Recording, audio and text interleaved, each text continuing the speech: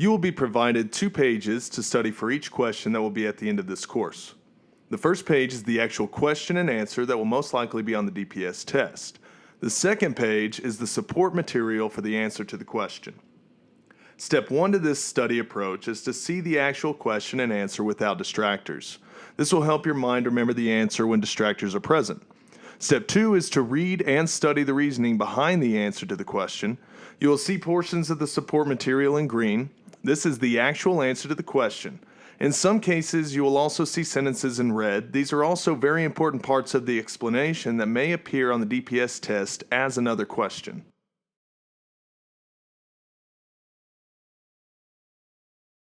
Driving a truck with double or triple trailers requires a driver to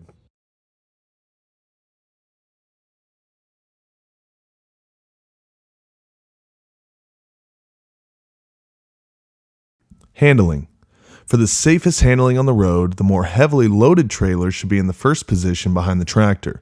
The lighter trailer should be in the rear.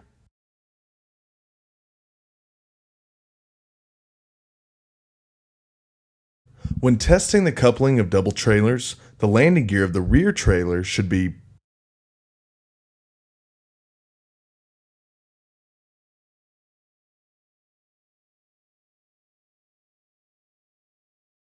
For coupled doubles and triples, the correct position for the converter dolly air tank petcocks is. You should check trailer height before connecting a converter dolly to a second or third trailer. The trailer height is right when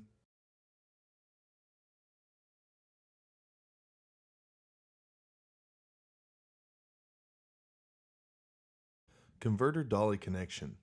Make sure trailer brakes are locked and or wheels chocked. Make sure trailer height is correct. It must be slightly lower than the center of the fifth wheel, so the trailer is raised slightly when dolly is pushed under. Back converter dolly under the rear trailer. Raise landing gear slightly off ground to prevent damage if trailer moves. Test coupling by pulling against pin of number 2 semi-trailer. Make visual check of coupling. No space between upper and lower fifth wheel. Locking jaws closed on kingpin. Connect safety chains, air hoses, and light cords. Close converter dolly air tank petcock and shutoff valves at the rear of the second trailer. These are the service and emergency shutoffs. Open shutoff valves at rear of first trailer and on dolly if so equipped. Raise the landing gear completely.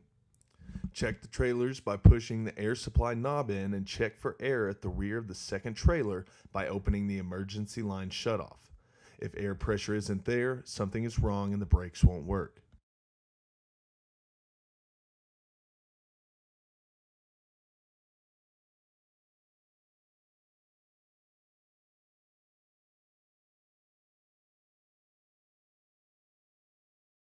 Empty trucks.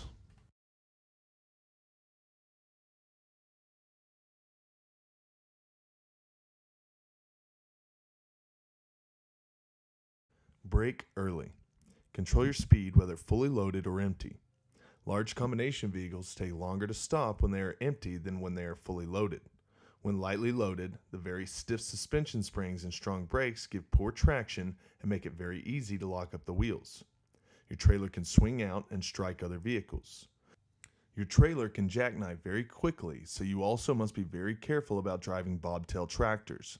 These are tractors without semi-trailers.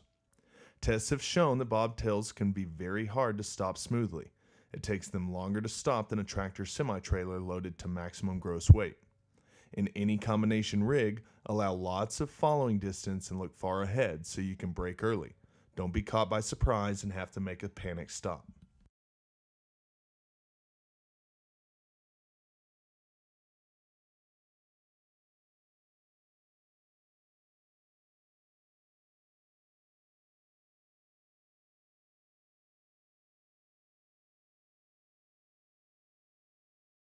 You are driving a 100-foot truck with double trailers at 30 miles an hour. The road is dry and visibility is good. You should keep at least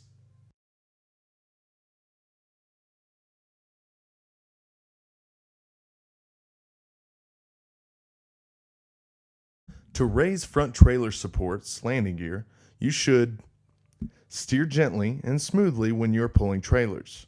If you make a sudden movement with your steering wheel, your trailer could tip over.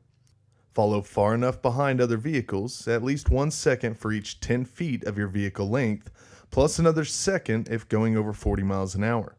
Look far enough behind other vehicles, at least 1 second for each 10 feet of your vehicle length, plus another second if going over 40 miles an hour. Look far enough down the road to avoid being surprised and having to make a sudden lane change. At night, drive slowly enough to see obstacles with your headlights before it is too late to change lanes or stop gently. Slow down to a safe speed before going into a turn.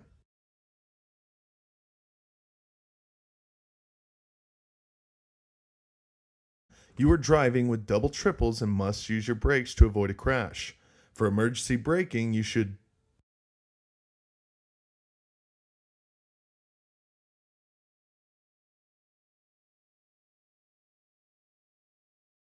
emergency stops.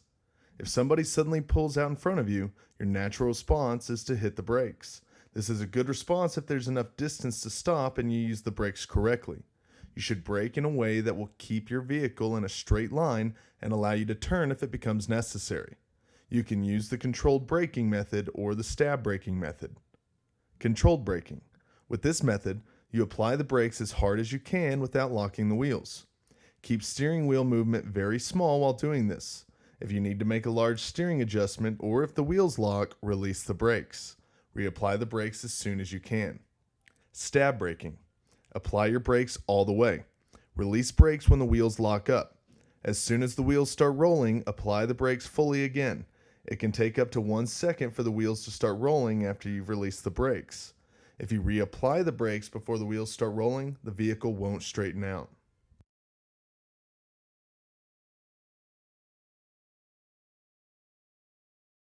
How can you be sure you supplied air to a second trailer? With the hand valve on, you should test the trailer brakes by opening the service line valve at the rear of the rig. When you do this, you should hear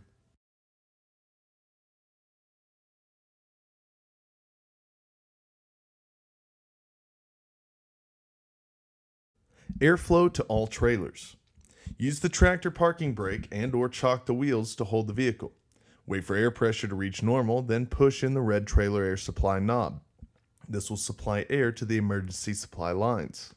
Use the trailer handbrake to provide air to the service line. Go to the rear of the rig, open the emergency line shutoff valve at the rear of the last trailer. You should hear air escaping, showing the entire system is charged. Close the emergency line valve. Open the service line valve to check that service pressure goes through all the trailers. This test assumes that the trailer handbrake or the service brake pedal is on, then close the valve. If you do not hear air escaping from both lines, check that the shutoff valves at the trailer and dollies are in open position. You must have air all the way to the back for all the brakes to work.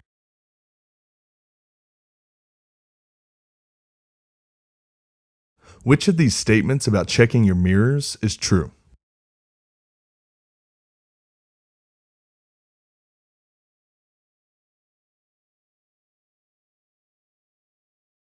Outside left and right side flat mirrors.